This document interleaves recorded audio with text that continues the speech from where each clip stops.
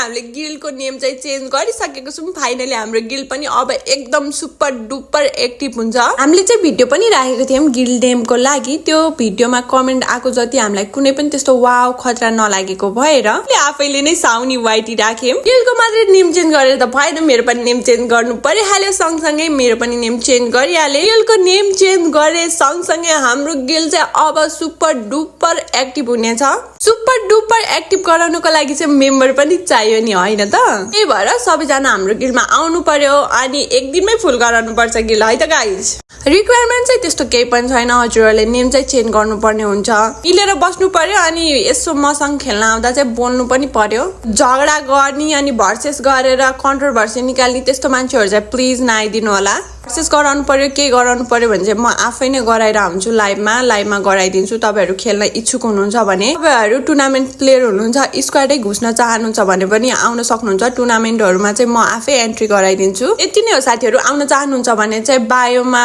guild ID छ नभए comment गर्नु होला हजुरहरूको युआइडी म आफै नै हजुरहरूलाई एड गरेर इन्भाइट गर्नेछु साँच्ची त्यो सेकेन्ड आइडी हाल्छु मेरो यो कहिले कहिले खेल्ने आइडी हो त्यस्तो आइडी चाहिँ नहाल्नु है तपाईँहरूको सेकेन्ड आइडी हाल्नलाई हामीले गिल्ड बनाएको होइन नि फेरि